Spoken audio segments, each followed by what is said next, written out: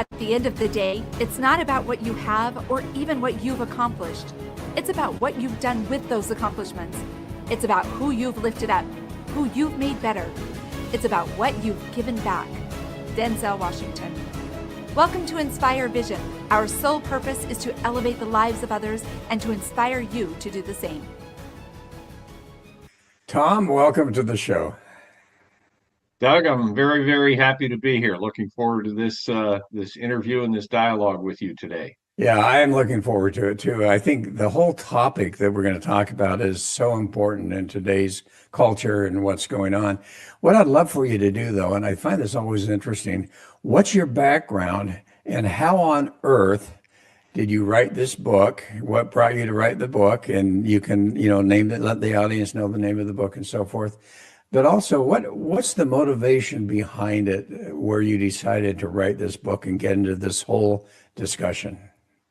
Well, let me deal with the easy part first, the background. I am the oldest of 10 children, born and raised in Cincinnati, Ohio. 9 of us are still alive. 7 of us live in Cincinnati, so we see each other quite frequently.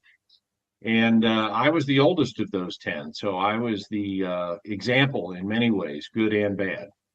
And I was educated by the Jesuits, which, if you know anything about the Catholic religion, the Jesuits are the intellectuals. They are the writers and speakers and university professors of the priesthood, if you will.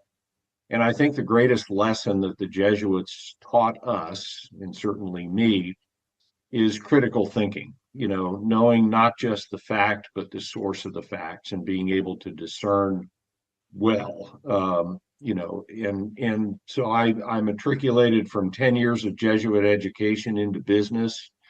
I've been in the advertising and marketing field, done everything from pitching clients to, in some cases, writing copy and directing commercials and so forth.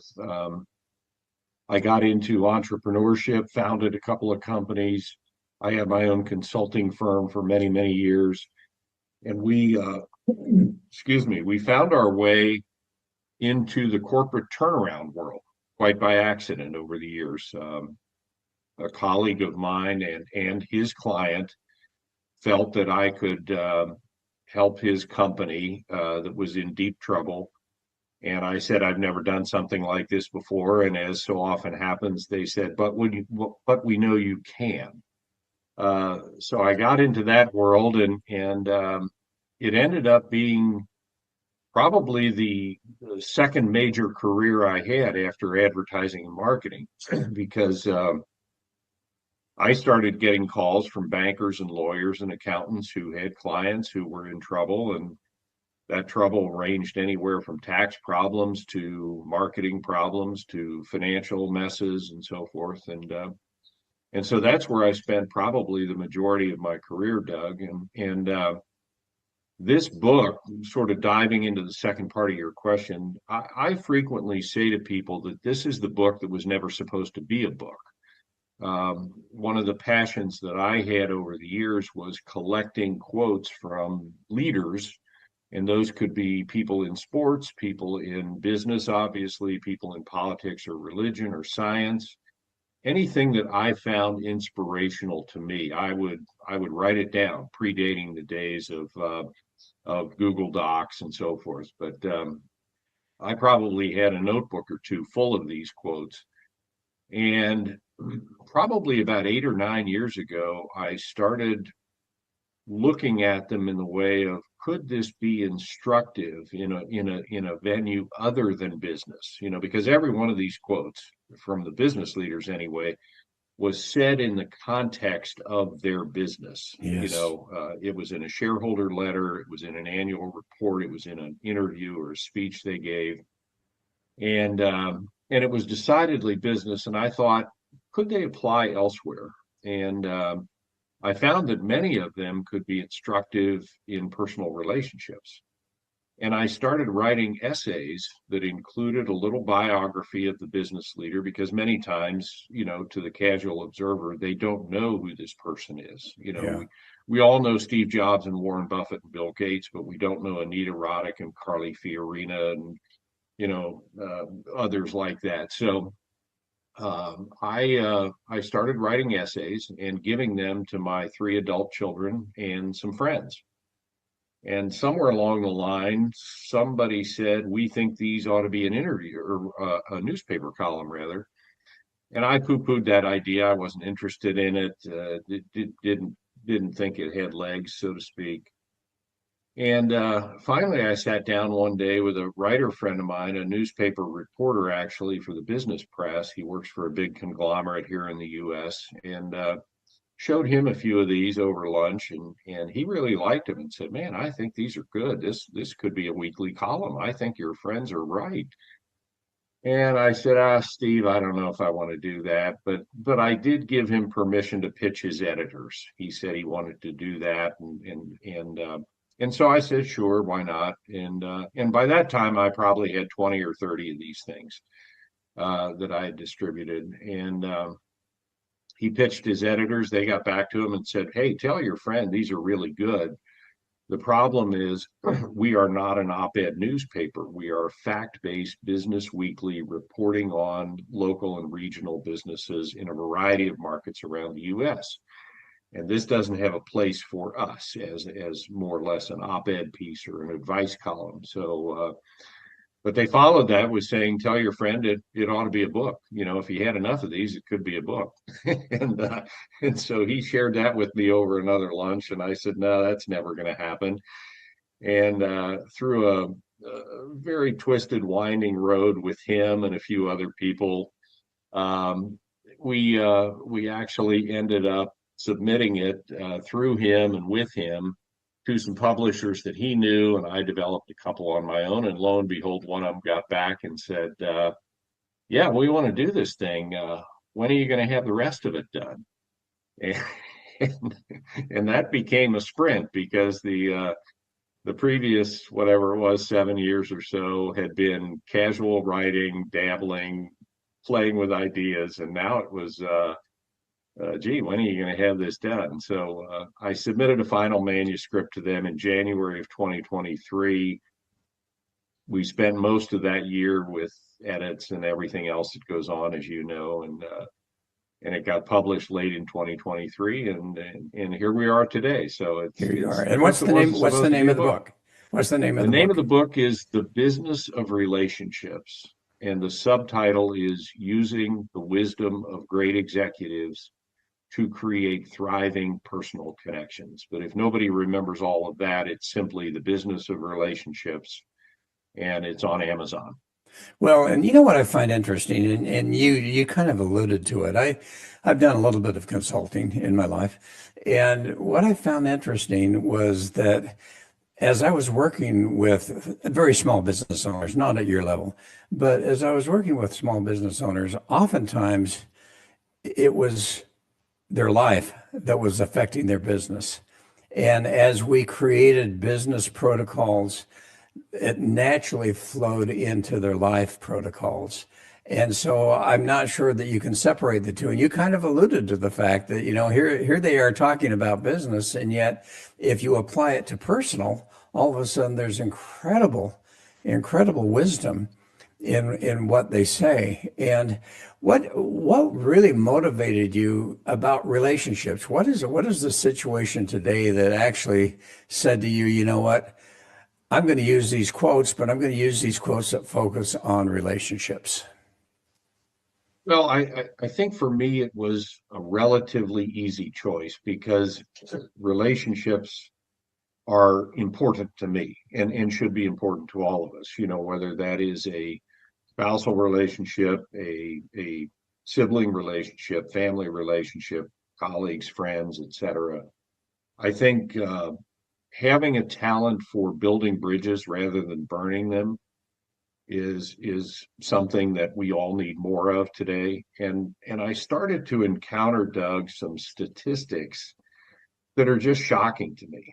When you say that here in America, for instance, this is a 7.8 almost $8 trillion problem in business with failed relationships because it impacts productivity. It impacts longevity on the job.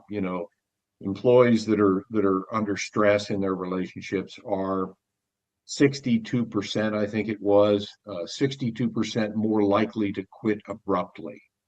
We have terms like workplace ghosting, bare minimum Mondays, quiet quitting.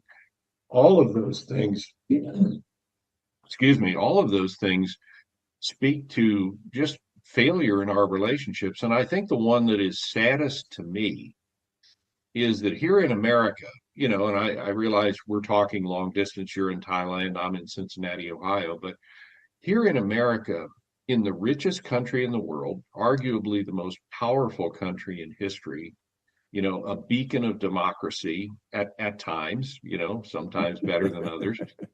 But in this country that has so much going for it, our children are 3 times more likely to grow up in a single parent household than the worldwide average. So you think about that for a minute. It's not 30% more, 15% more. It's 3 times more likely. And I think that speaks to this individualistic society. You alluded to some of it in your comments earlier. This individualistic, I've got mine, hope you get yours mindset that we live in is damning our children to a situation that is just tragic. Well, and as we look politically at the relationships that are going on, it's just horrendous. And I can't even imagine how that's going to affect our children ultimately and our grandchildren if that doesn't get handled. And it's interesting that this has really become a focus, I've found, with many people and a concern of how are we going to repair these relationships? How are we going to help these relationships become something of a positive nature? And as you say, and I've never heard that statistic, that they're 3 times more likely to be in a single family home. That's horrendous. Yeah, yeah, it's just tragic. And I have a lot of respect and a lot of regard and a lot of hope for the single parent who is doing his or her job on a daily basis. That is a tough assignment, to be both the father and the mother in the household, regardless of gender. And I think that when you look at something like that, you say, what is that message to children? If a relationship that they look at as foundational, that they want to have confidence in, that they want to enjoy, if you will, the family unit, what does it say to them if those foundational relationships become transactional and become transitional as well? I think that it is not a good message to have that child hold for his or her future. And when agencies are trying to place foster children and can't find homes for them because the system is jammed up, again, these are victimless. Or I'm sorry, the child is a victim, and not able to arguably do anything about the situation on his or her own. What do you think caused it? What's the root cause of all of this? I think over time, there's probably several things. One of the stats that I saw recently was the decline in trust, especially in America. Not only institutional trust, but personal trust has declined significantly since the mid 70s. In 1975, it was said by Gallup that about 53% of Americans believed that they could trust each other. That is now 32%. Wow. You have 68% of our American population saying, I can't trust another person. I place very little trust. And it started institutionally, certainly. It exacerbated with COVID and the isolation that we felt there. And I think the technology has contributed to it as well. We don't have to trust each other anymore because everything is at our fingertips. We have We have AI to do all the research we want it to do. We have Amazon to deliver all the things we want.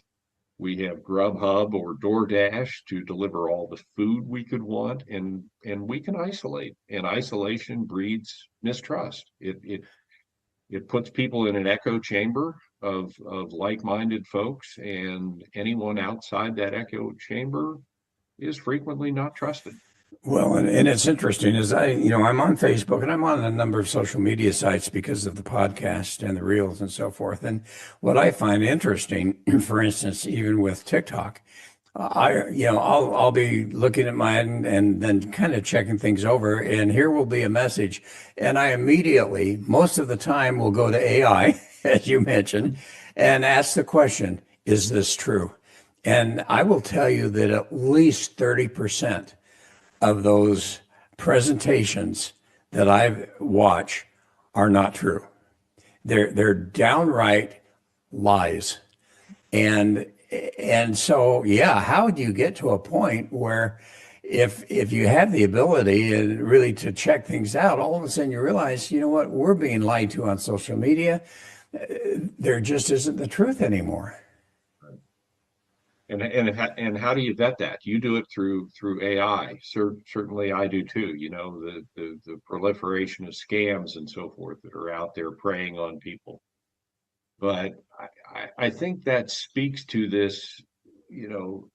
We place an awful lot of trust in our machinery and very little in our people. And I think that's going to have a long-term bad impact on all of us.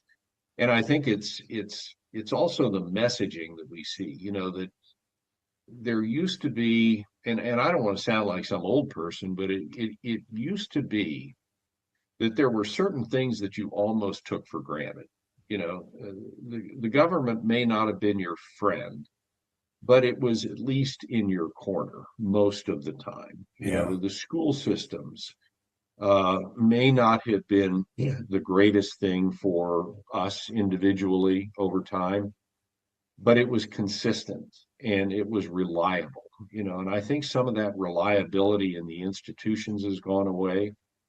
And I think when our children look at the fact that even long-term alliances, the relationship of America with NATO, the relationship of America with Japan, and some of the Eastern countries, those things are all of a sudden very transactional and very much, at least in this political environment, very transitory and very much tied to economics, and I think when our kids say, well, if you can't get along with your allies, with people that have been in your corner almost since the Revolutionary War, and certainly since World War II, if you can't get along and have a unified worldview with them, what does that tell me about my potential to have good personal relationships, one-on-one with people? I think we're just sending some awfully bad messaging, Doug. Well, and it's interesting to me I always kind of look at the root cause.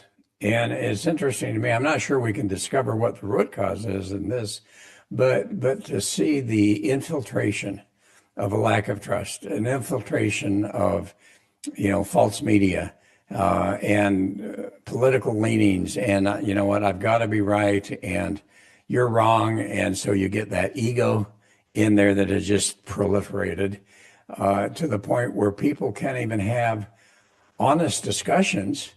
In many cases, and in many cases, people have lost friends just over the political issues that are going on. Right. And these are good friends that they no longer can be in communication with because of that strong ego that says, you know what, I'm right and you're wrong. So here's what's interesting. You have literally in your book, you're kind of using the quotes of major business leaders and so forth. But I found it interesting as I was going through your book that you also get into religions and you get into really going back thousands of years many times and looking at the basis of relationships based on those foundational instruments. And I'd love for you to share with the audience a little bit what you discovered. Obviously, you were with the Jesuits, and wherever you are now, that's fine. But obviously, you have an extreme interest in the various worldwide religions and philosophies, particularly about this topic. And I'd love for you to share with the audience kind of what you have discovered with that. Well, I think what was amazing to me was when you look at their scriptures, and I chose to look at what I would call the seven major religions, Judaism, Christianity, Buddhism, Taoism, Confucianism, Islam, etc. Um, I think when you look at their scriptures and their holy writings, if you will, it amazed me to see the parallels and the primacy of relationships. Relationships are built on qualities like trust and integrity, and they're built on perspective and resilience and others. And every one of those religions said remarkably similar things at various times. If you look back to the Buddhist writings and the Tao Te Ching, and you look at the Old Testament Bible, they have some parallels there in terms of the timing of those writings. And it was amazing in different parts of the world, in very different cultures, in very different historical traditions. When it came to relationships, they were remarkably similar in placing those at the nexus, if you will, of good living. That you will not have a good life without good relationships and without community and without engagement. Whether it was Eastern, Western, or anywhere in between, it was pretty amazing to me to see the similarities there. So I think that was the biggest thing with the religions was there was not a single major dialect that didn't place relationships at the center of good living. Well, and it's fascinating to me. As you say, I've studied a number of them and done the same thing that you have, maybe in a little different way, but just trying to look at and compare the similarities and to look at these similarities that exist. But again, as you say, that focus on relationships, that focus on goodness, on kindness, on understanding is just amazing to me that these are the basis of most of most of the religions and philosophies, and I find that so fascinating. So as you wrote your book and as you were looking at all of these different quotes, you kind of came up with, I don't know how many, 8, 10 different areas that really make a relationship. I'd love for you to kind of talk about each one a little bit and talk about why each one is important. And I know it starts out with perspective. Right, right. I would say that, well, first of all, there's 12 qualities that have been widely identified as fundamental to a good personal relationship. Not necessarily a romantic relationship, but it can be familial, it can be platonic, in and out of different venues and so forth. But I think perspective is one of those qualities, one of the 12, that gives you a long-term view of things, gives you the ability to say, this is a speed bump, this is not a mountain. It's saying to the other person that I am taking the long view of this relationship. I am moving toward it with some sense of permanence, and I attach perspective to that. And then you have qualities like trust and honesty and integrity, which are foundational to a relationship. If again, we talked about this earlier already, but if you can't be trusted or you can't trust others, that's going to damage or kill a relationship. Integrity is the same thing. What do you do when nobody's looking is the way I would characterize integrity. And if you are a person who stands by what he or she says and then does it, that to me is integrity. And it doesn't matter if anybody's looking or if there are any consequences to it that are known. It's foundational to you. You have honesty as well. That's pretty easy to explain. You know, the recovery community calls it rigorous honesty. You know, that you want to be intentional about being honest and about you know, taking that care with other people. Then I think you have qualities that are a little bit different. And again, when I looked at these 12, I found them in places like the Harvard Business Review. I found them in places like the Northwestern School of Medicine's journal, marriage.com, NBC News. You know, it was a wide array of different uh, outlets, if you will, that all seem to gravitate towards some of these as being foundational. Not one site named all 12, but there was enough commonality there that you said if I had to pick 12, if I wanted to do one a month, so to speak, being a business guy, 52 essays for 52 weeks and put 13 in each quarter of the book and all that stuff. You know, I gravitated to those 12, and I think the ones that you can look at that are a little bit more um, not as intuitive would be things like risk and change and maybe priority. I think there are other qualities, the qualities of humility and commitment, the quality of resilience, respect. Those are all foundational qualities. And I found it pretty easy to adapt some of these quotes into those areas. You know, and I have some of my favorites that we can talk about or not, but you know, I think there is guidance from these business leaders if you look at it in the context of not what he said, but what could be said about it. Well, and you know, what comes to my mind is you talk about perspective, for instance. In fact, I want to talk about perspective and change because I think those two are so interrelated. You know, you talk about perspective, but the reality is when we talk, and I love the word perception, you know, an event occurs and we perceive that event based on our own personal beliefs that have been created since childhood. And some of them are what we would say real and true, and others have been those imprints that have come from our parents, our religion, our society, our school, even our DNA. And how do you help someone to start to develop a true and honest perspective rather than a perception that may, in fact, be affected by all of that, including the fact that even now with everything that's going on with technology and so forth, if you get in and look at the news, or if you get in and are looking at anything social media wise, based on AI, they have figured out where your interests are and they keep giving you all of that information when in fact it may not be the true perspective. So, how do you help people to get to the point where they can actually develop a true perspective? That's question number one. But then where change comes into place is being able to say, you know what, I've been wrong.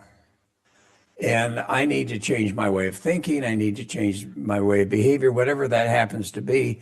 And change, I think, is one of the greatest difficulties that we experience in our life because of our egos and just because of things in general. So how do you work with perspective with people, and how do you work with them being able then to have the courage to make that change? Well, I think for me, perspective goes back to what is the long-term vision or long-term view or value that you are placing on this relationship, whether that is with your spouse, your child, a colleague, a friend, a golf partner, whatever it is.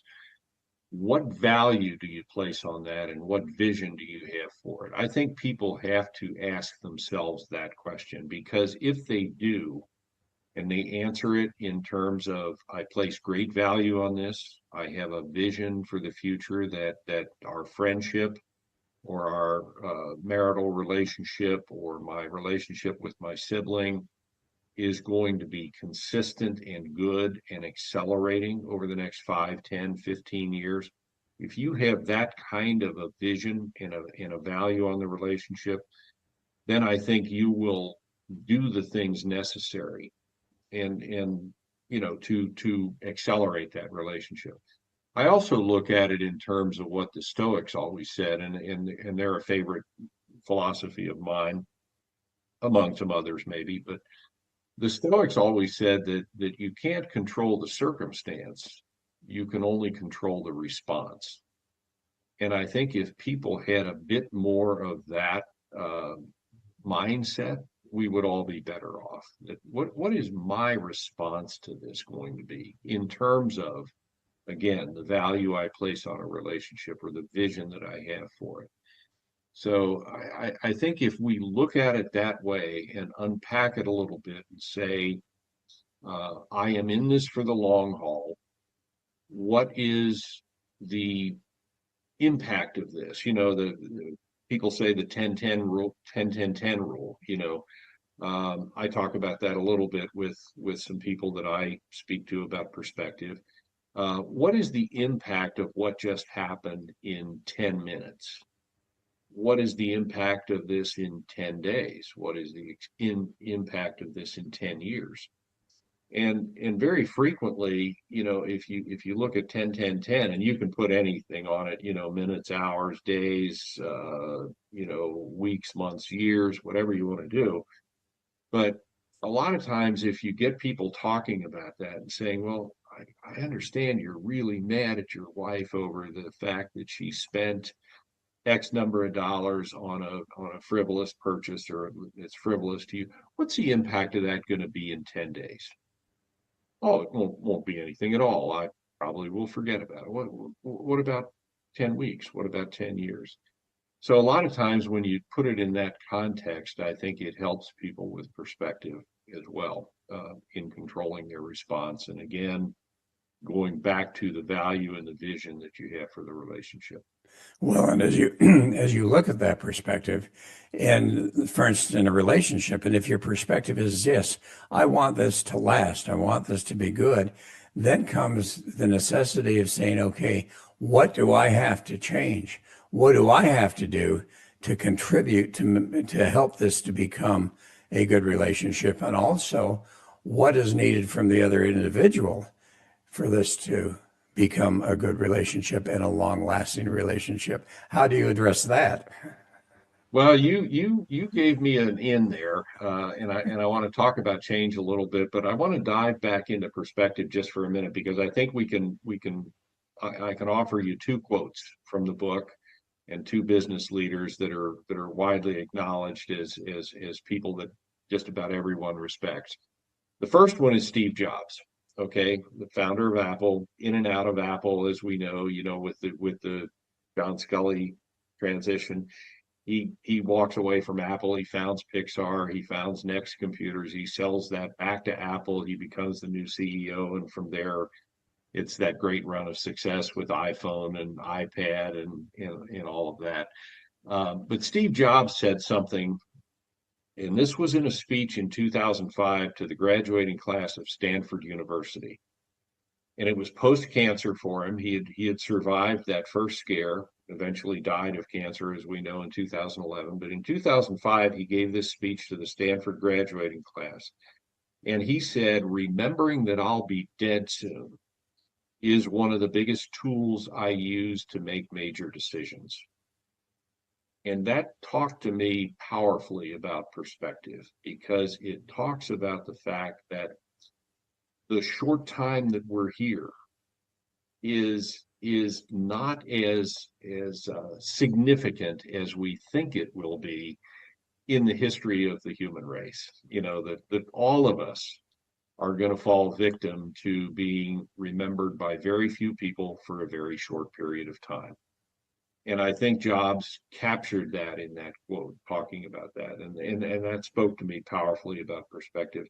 The one that speaks to me about change came from a speech that Jack Welch gave to his business leaders at General Electric when he was a pretty new CEO. And Jack was a tough guy, and not everybody liked what he did, but the fact is, He tripled shareholder value. He did 200 acquisitions. He diversified into many different businesses and made this lumbering industrial giant more nimble in his 20 years. And Jack gave a speech to these business leaders, the heads of GE Finance and GE Aerospace and GE Medical and all the different divisions. And he said to them, he said, if you are not number one or number two in your marketplace, I will fix you, close you, or sell you. So change before you have to. And those 5 words, I've used that in many different contexts. Change before you have to. But in the context of a relationship, change before you have to. The financial irresponsibility that's going to wreck your family. Change before you have to. The passive aggressive nature with your kids that is not contributing to the good relationship. Change before you have to your bad temper. Change before you have to the budding addiction. I think those are really powerful words from a guy who clearly didn't say them in the context of a relationship. He was warning his business leaders that you're going to be fixed, closed, or sold unless you are number one or number two. So get on the stick. So I think those two, when you talk about perspective and you talk about change, I can't think of too many quotes that would be better guidances for us in relationships than those two, if you're looking for perspective and change. Yeah, and I love the quote, change before you have to. And again, I think it goes to the mindset of all of us is if we are in any relationship that we want to have continue, we really need to look at what do I need to change? So often we tend to blame everybody else, but we never take the responsibility to say, what do I need to change to make this relationship better? And when we do that and start to do that transformational introspective work, that makes a big change. And I know one of the things you talk about is that transformation wisdom. I'd love for you to share with the audience what you mean by that. What is transformative wisdom and how does that apply in our lives as we want to develop these relationships? Well, I think transformative wisdom to me would always be, what did I do with it? Isn't there an old saying out there that knowledge without action is wasteful, and action without knowledge is foolish? I think that's somewhere in one of the Eastern texts that I read. But I think that's a good little mantra to have, Doug, is that if you have wisdom and you've acquired it because of the people you're with, because of what you read, because of what you believe, because of what you've been taught, that's one thing. It's great. There's a lot of smart people out there, but what did you actually do with it? How did it make a difference in your life and the lives of those people around you? And I think, it just came to me as we were talking here, but I think Bill Gates is another quote that I had in my chapter on change. And Gates said, "Success is a lousy teacher because it seduces smart people into thinking they can't lose." And when you think about that, that is part of this stew, if you will, in and around transformative wisdom. He's saying that, just because you succeeded here or there doesn't mean that you can put things on autopilot. Don't be seduced by the fact that you can't lose just because you built 3 companies, you have a 7 handicap, you're driving a Ferrari, and guess what? Your life stinks. Your relationships with your kids stink. Your relationship with your wife is very transactional, et cetera, et cetera. You don't have a lot of friends. You have a lot of acquaintances. That seduction of success really traps a lot of us, I think. Trapped me certainly for a while and continues to challenge me. Well, and I love what you said about wisdom and action. And I love that quote because the reality is yes, I think all of us, get ideas, we develop some wisdom about something, but unless we're willing to take the next step and do something about it, nothing happens. Yep, Now, what would absolutely. you say? How could that apply to today's culture in the U.S.? Boy, that's a tall order. Where do we start? How much time do we have?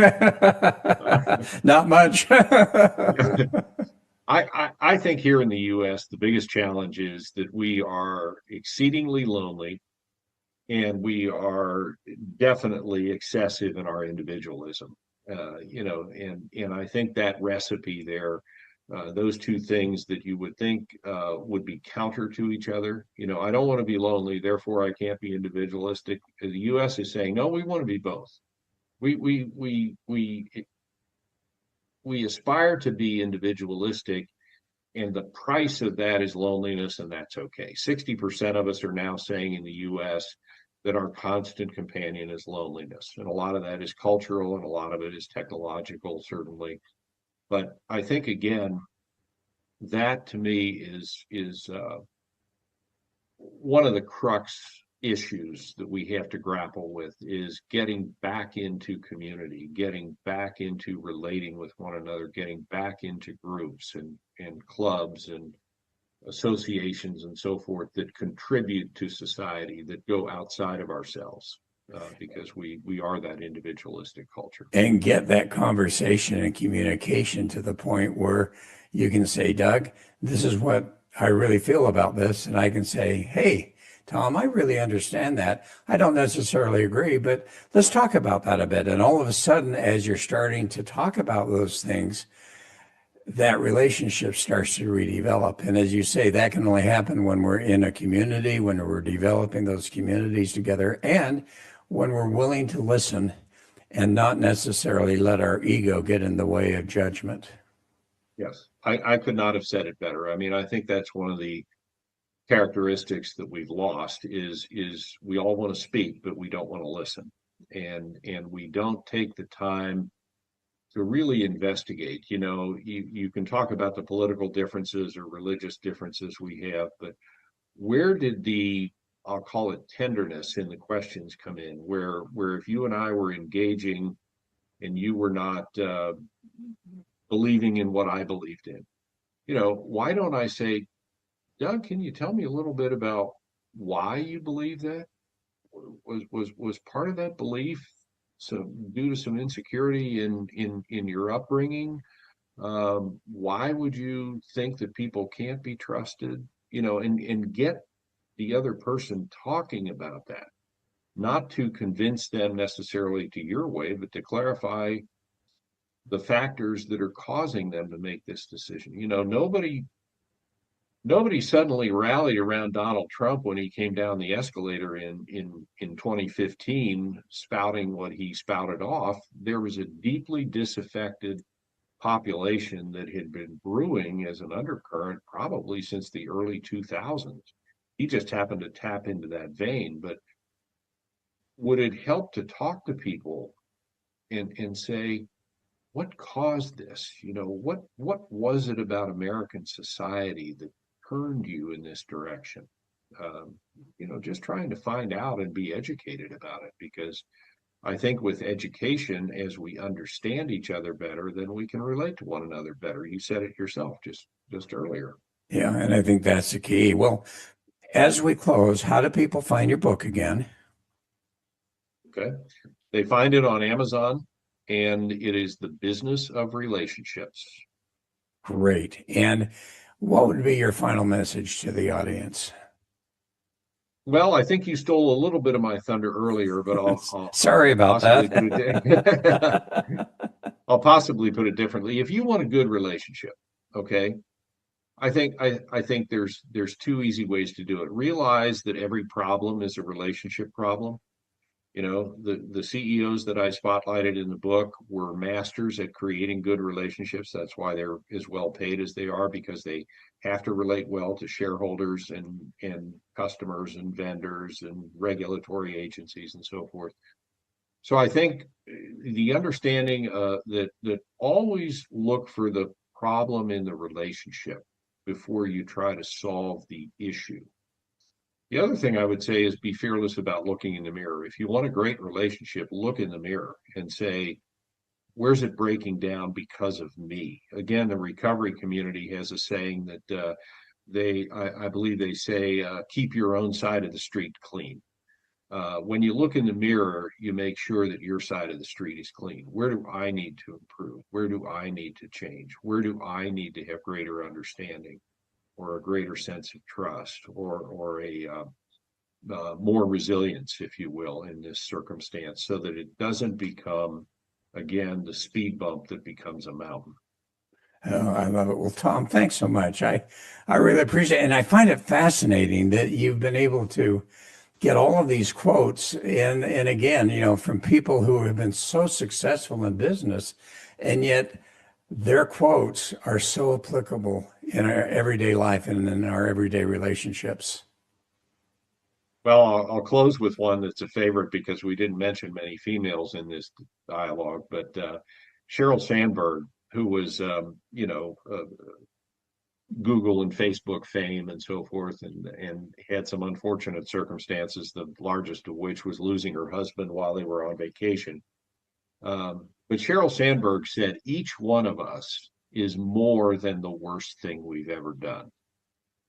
That spoke to me about resilience, but you could also go back to the beginning of the book with perspective and say, maybe that's a perspective as well. Each one of us, not the ones who pray the most, not the ones who give the most money to their college, not the ones who smile the most, at Christmas parties. It is each one of us is more than the worst thing we've ever done. I think that's a guidepost that we all could use. Well, I appreciate that, Tom. Thanks so much. I All really right. appreciate your input and your contribution. I think that's fantastic. Doug, thank you very much for your time and your wisdom today. It was a wonderful discussion. Great way to start the day in Cincinnati, Ohio. Oh, yeah. And folks, thanks for listening. I hope you've enjoyed it and look forward to having you join us again soon. So this is Dr. Duck saying namaste.